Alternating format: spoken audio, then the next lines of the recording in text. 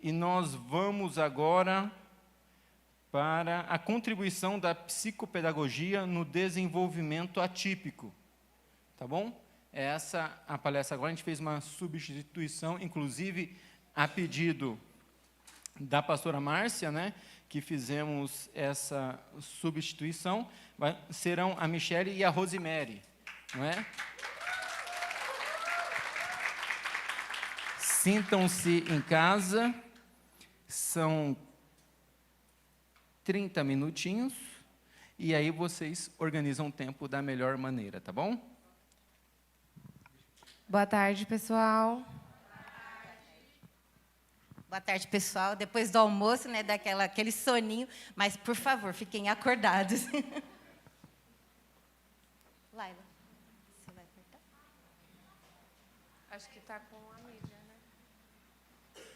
Para um pouquinho na foto. Tá.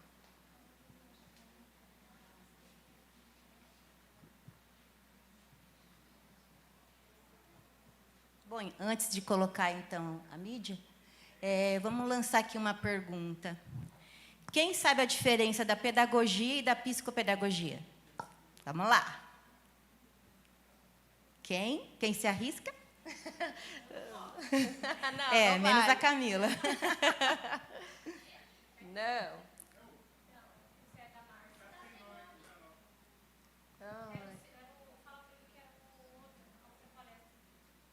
É a próxima, seria a próxima. Isso.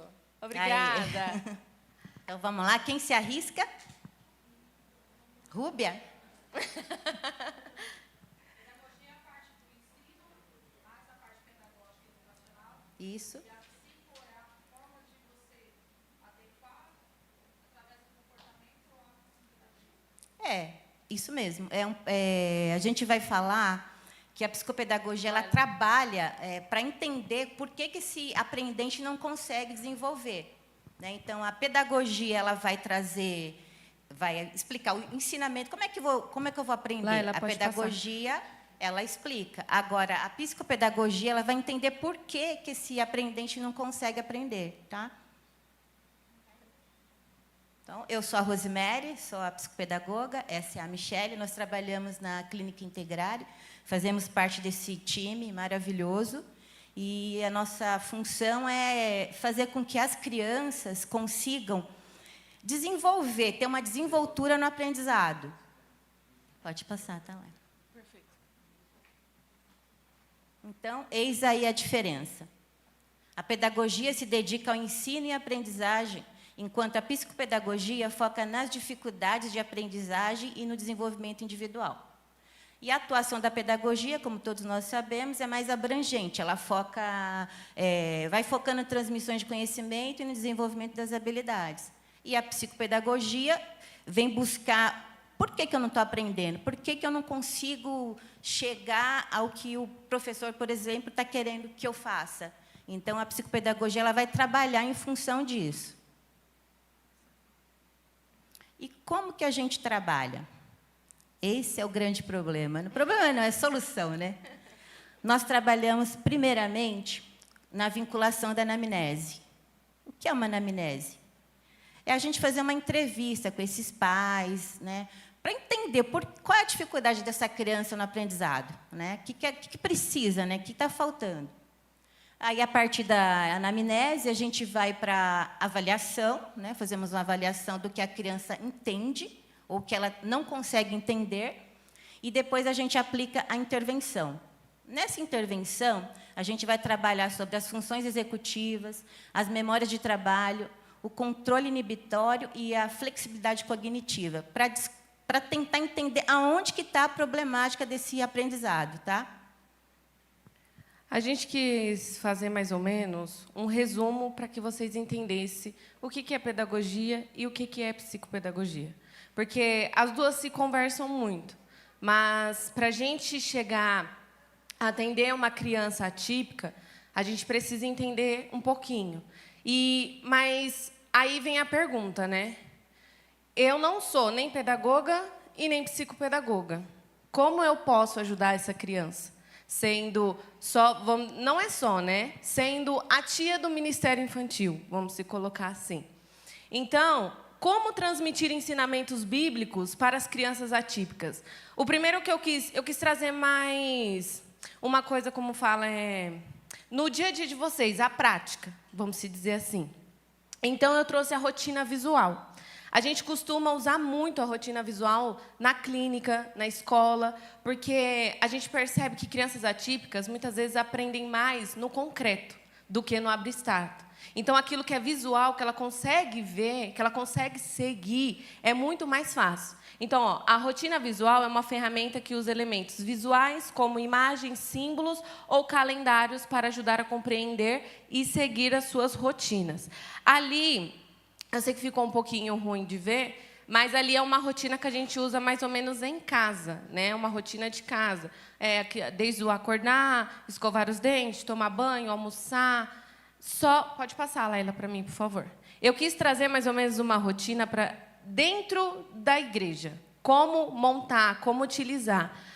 Eu trouxe dois tipos, né? Essa daqui é mais visual. Eu não coloquei nenhuma escrita, porque algumas crianças conseguem ler e outras não.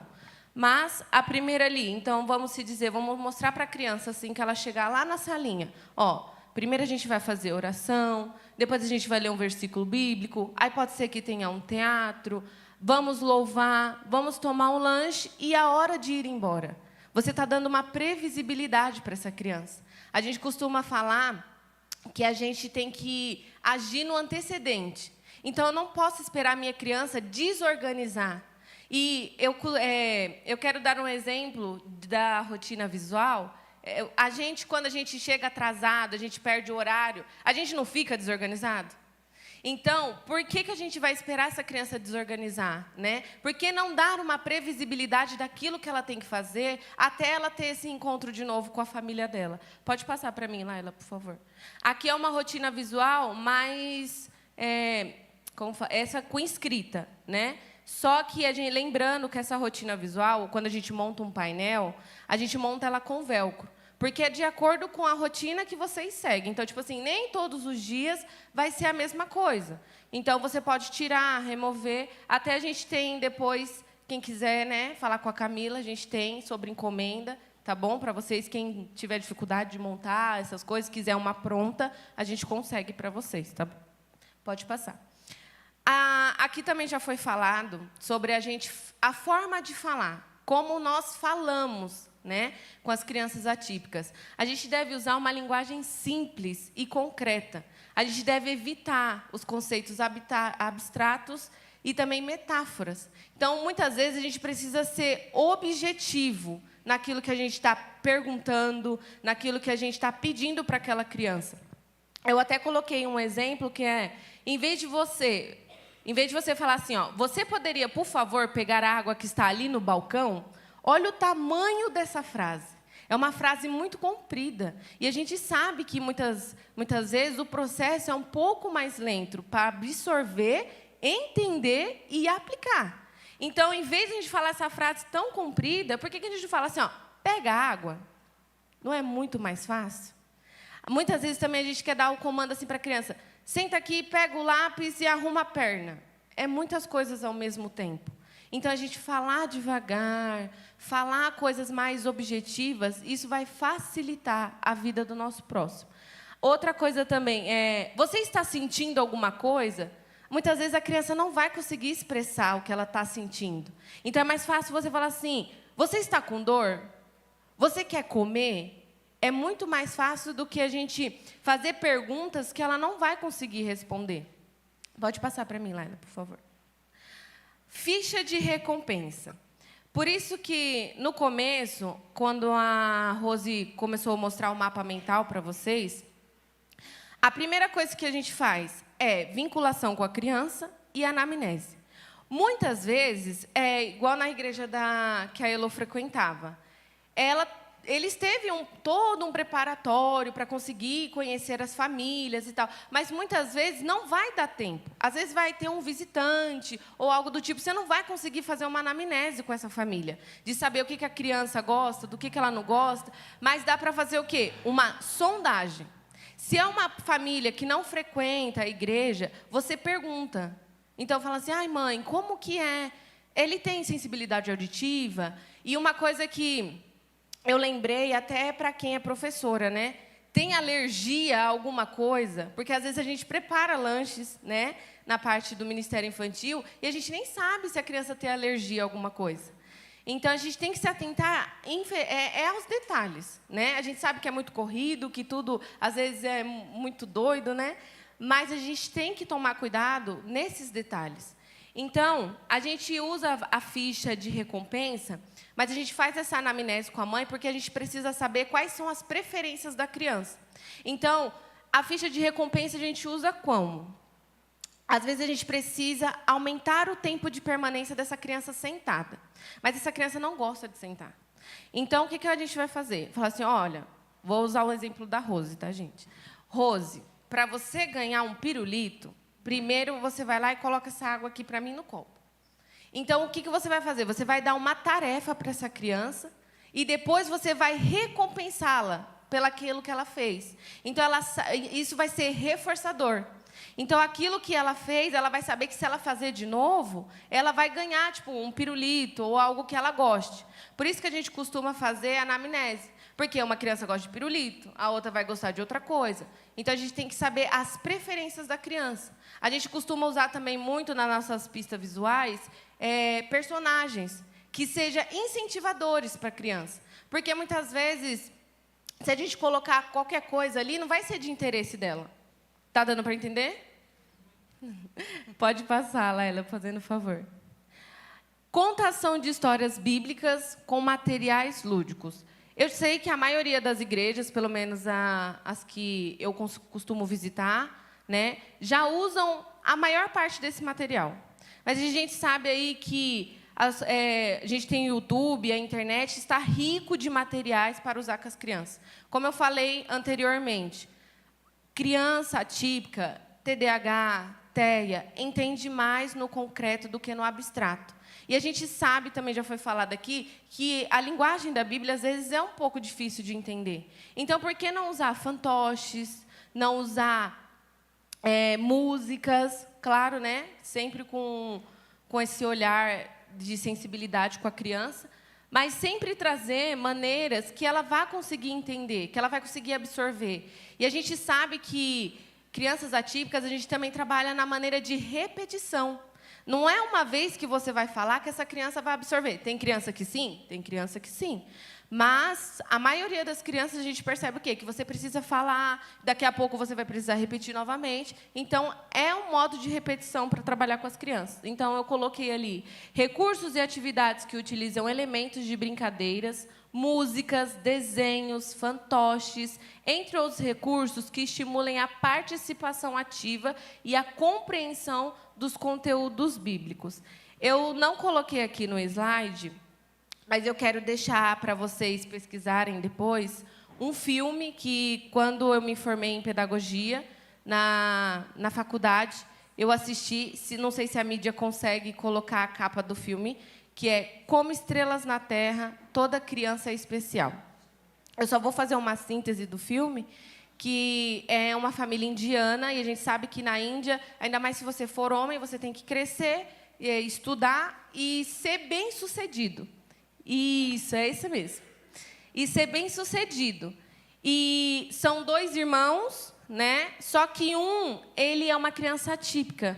Só que a família não entende. E muitas famílias precisam pesquisar, né? Ninguém nasce aprendendo.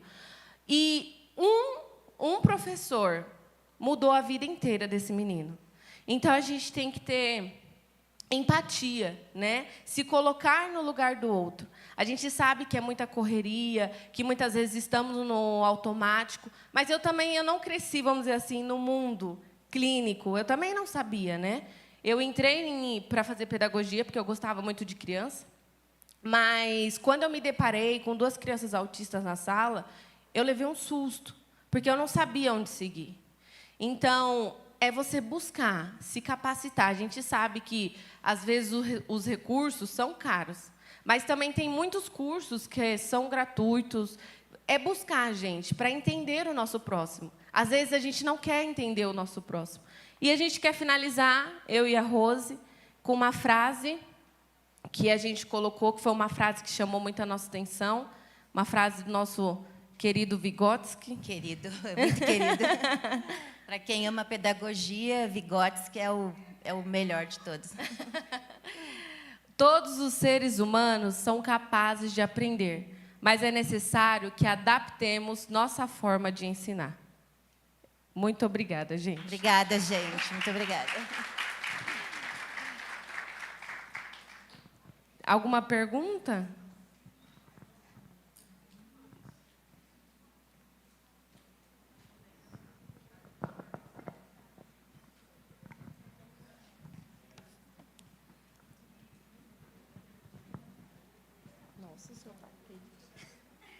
Pessoal, perguntas ou comentários? Porque eu nunca vi os palestrantes tão disciplinados como esses. Ali, ó.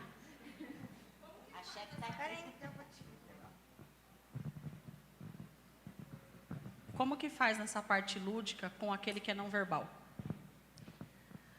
Então, a gente temos, né, pacientes que não são verbais na clínica, então a gente costuma usar bastante imagem e também o apontar, né?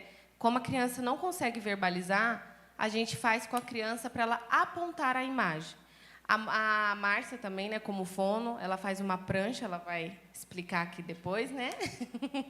A parte, porque é uma comunicação também, né? Então, eu acho que o apontar. Até para, por exemplo, tem criança que não sabe pedir água. Na prancha está lá escrito, né? É uma imagem, né? Eu quero água. Aí fica mais fácil. Então, não é só água, é o banheiro, ou estou com fome, estou com sono. Então, fica mais fácil para a criança se desenvolver com isso e não ficar com medo, né? Ou não vou falar nada, eu não consigo falar nada. E nós temos que ter esse olhar, né? O que essa criança está querendo, né?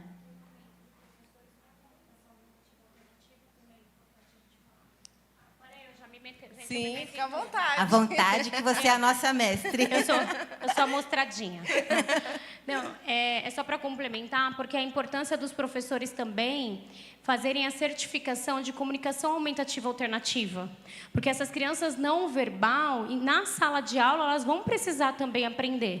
E como que a gente faz? Né? Então, a gente precisa capacitar os nossos professores, e não só os psicopedagogos de clínica, para que eles estejam preparados para receber essas crianças. Porque a criança não verbal não significa que ela não tem uma cognição preservada e que ela não vai poder aprender. Quando a gente pega pacientes, às vezes, né, meninas, com DI, que é a deficiência intelectual, associada com autismo, associada com TDAH, a criança ela aprende.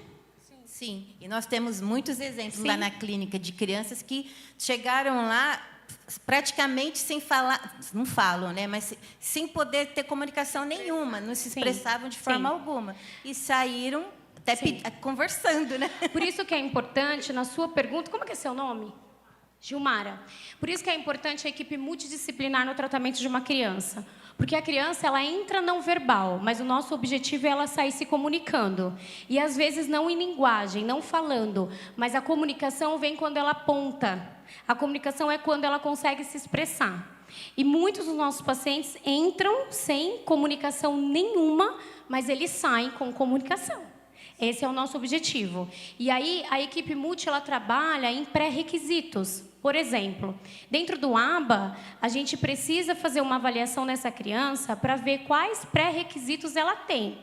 Ela sabe apontar? Então, antes do meu objetivo dela se comunicar, o ABA, que é o setor de psicologia, vai ensinar essa criança com essa habilidade de o quê? Apontar. A psicomotricidade vai ajudar essa criança a conseguir, nessa parte motora, a fazer isso aqui com o braço. Né? Então, para que a gente consiga chegar nessa fala, a gente precisa trabalhar os pré-requisitos de habilidades aí que essa criança tem ou não desenvolvida. E aí, muitas vezes, a criança ela entra na clínica, ela fica um tempo na mão de outros profissionais, para que depois ela vá para o setor de psicopedagogia. Porque não faz sentido eu colocar uma criança para as meninas de psicopedagogia se a criança ela não está entendendo o porquê que ela está ali. Se a criança ela não está sabendo apontar, se ela não tem pré-requisitos para estar ali. Mas, Camila, essa criança está na sala de aula. Está. E os professores estão preparados para lidar com pré-requisitos? E dentro da escola a gente tem psicomotricista para trabalhar a coordenação motora fina dessa criança? Não tem. Então, eu pego muitas mães falando assim, Camila, o meu objetivo aqui é que minha criança seja alfabetizada, porque ela tem 9 anos e ela não foi. E a mãe se sente culpada. De quem que é a culpa? Vale uma reflexão. Então, antes da gente chegar nessa questão de falar, a musicoterapia também ele vai ensinar e ele vai estimular. A gente tem um podcast, um canal no YouTube também, que é o canal da Integrar, e a gente faz diversos podcasts. E a gente, há um mês atrás, a gente fez um podcast com a Márcia, com a nossa fono, e o setor de musicoterapia, exatamente abordando por que minha criança canta, mas ela não fala. Olha a importância da gente se comunicar, da gente levar informações que muitas vezes a mãe não sabe, que o professor não sabe. Então, mais uma vez, não é uma receita de bolo, mas por isso que a gente pede para as mães procurarem ajuda de um profissional capacitado e habilitado e de uma equipe multi, porque muitas crianças estão sendo atendidas com profissionais isolados, com profissionais que não têm uma equipe multi e a gente precisa. O ensino ele parte de 3 setores, vamos dizer assim. Primeiro, a escola. Segunda, a família. Terceiro, a clínica. A gente não faz nada sozinho. Verdade. Complementei. Espera um momento, precisa do microfone. Porque nós estamos online também. Tá bom? Obrigado, Camila. O Matheus, eu tive o diagnóstico dele fechado, ele já tinha mais de um... O Matheus é quem? Sempre é Esse bom aqui. explicar que tem as pessoas online, que elas não se... O Matheus é o meu filho, né? Então, dele é paralisia cerebral e eu tive o diagnóstico dele fechado, ele já tinha quase 2 anos. Né? Porque eu tive, quando eu entrei com ele no HC, a equipe de reabilitação do HC, uma bancada com todos os especialistas, ficaram quase 4 meses, né, todos os especialistas avaliando ele e trazendo o diagnóstico de cada um. Quando fechou, o primeiro diagnóstico dele era que ele não iria falar, né? Pela questão da paralisia dele ter sido afetada a parte toda que era muscular. Então, ele tinha um estrabismo de 50%, ele tinha um comprometimento de fala, ele babava muito, né? Mas a gente, como mãe, ultrapassa o limite daquilo que a medicina muitas vezes fala. E também isso vem com a questão do evangelho, né? A gente tem a fé e a ciência. Então, teve um diagnóstico dele, sim, mas eu fui para ultrapassar a barreira do que ele tinha. No começo foi bem difícil, né? Por a questão da aceitação da minha família, de entender e todo esse processo. Quando ele entrou na escola para alfabetizar, eu tinha uma equipe multidisciplinar que auxiliava ele na escola. De entender que, por exemplo, hoje ele é alfabetizado, mas a escrita para ele é muito difícil. Né? A questão muscular dele para ele escrever força muito e ele cansa. Então, ele escreve o nome dele e ele já está pingando suor, que ele esforçou muito. Então, ele tinha a prática do notebook. E eu estou falando dessa questão da inclusão escolar há 20 anos atrás, porque hoje ele tem 25, hoje ele já terminou a escola. Então, que naquela época eu falei assim, olha, ele precisa usar um notebook na escola, era um problema. Né? De falar assim, não tem como colocar ele com notebook e um monte de criança, as crianças não vão prestar atenção. Então, mas é a forma que ele tem de aprender, de fazer uma prova, né, uma chamada oral, uma prova oral, de levar o entendimento dele. Então, não adianta você dar um livro de 200 páginas para ele ler, porque ele não vai ler. Né? Então, dessa questão de eu conseguir ter adaptado o material para ele. Então, assim, quando o Cian, na época que acompanhava ele na escola, trouxe esse multidisciplinar para o conjunto da escola, do professor de educação física, da atividade que ele podia fazer na educação física. Então, ele sempre era o juiz, ele sempre estava lá com alguma atividade integrada, né? Com a pessoa da cozinha, na alimentação. Porque quando a gente fala da inclusão, é como se eu tenho que pegar ele e colocar no meio da escola e a escola tem que atender ele.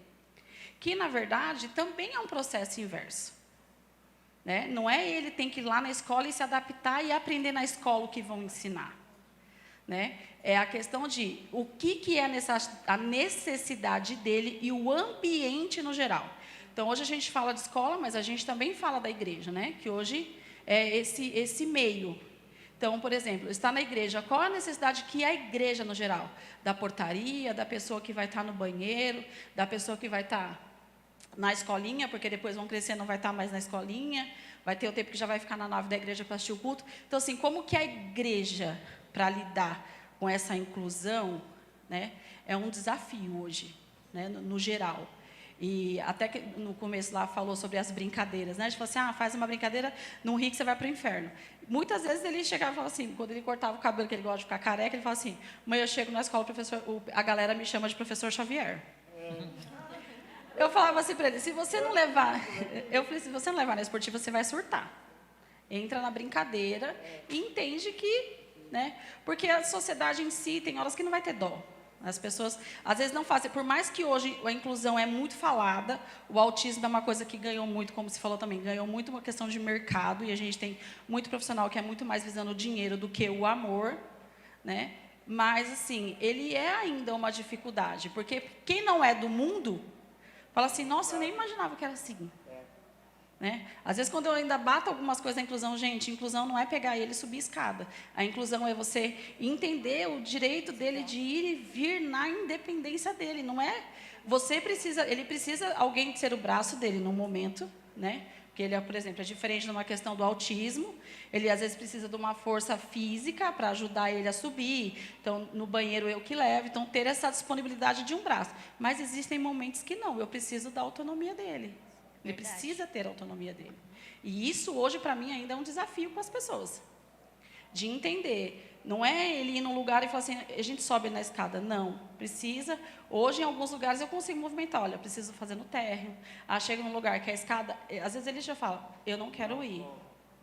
Ele se limita. E, muitas vezes, as pessoas não entendem. Mas é que assim, mãe, chega lá, eu tenho que depender de alguém que vai estar disposto a descer, a me pegar e me levar. Então, isso hoje ainda é né, por mais que a gente fala de inclusão, hoje a gente ainda tem no mundo, no século XXI, no tempo moderno, essas limitações muito grandes, que não é o meio que eu viva, eu não entendo muito. Então, é muito disso. Né? Muito bem. Rosimério, Michele, tem mais alguma palavra, uma contribuição? Acho que deu para entender. Só. Agradecemos imensamente pelo convite Sim. e na próxima gostaríamos de participar novamente, tá? Opa, com certeza. Obrigada, Obrigada, gente. gente.